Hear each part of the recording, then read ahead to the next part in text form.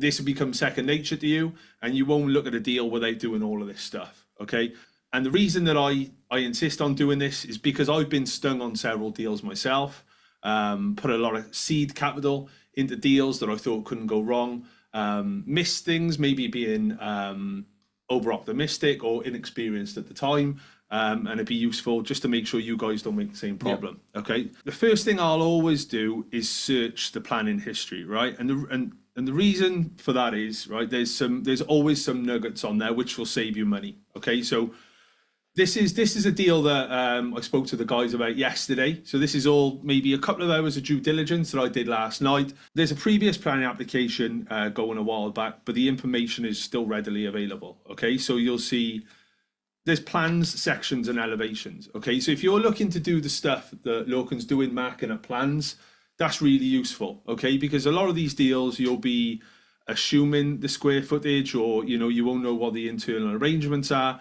So straight away you've got a head start on most people who won't know how to find this information. The other thing you want to do, there's always a planner's report. Okay, now as part of that planner's report, they'll give you a history on the site. Okay, now crucially they'll talk about previous land uses.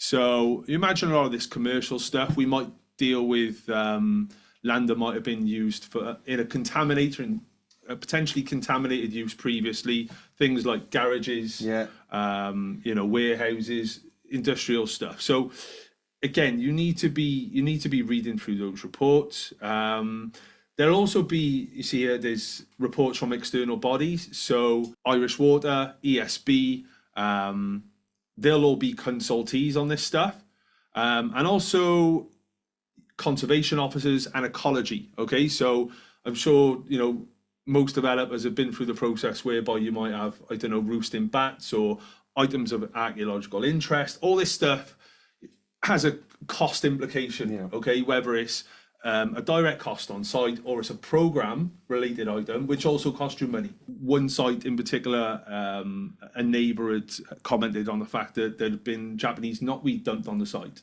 Okay, if I hadn't read that, I wouldn't have been aware of the presence. Okay, and wouldn't have built that into things. So like I said, this is free. It can be boring, but make sure you read it, or if not, get somebody else to read it for you. Yeah. But this is always my starting point.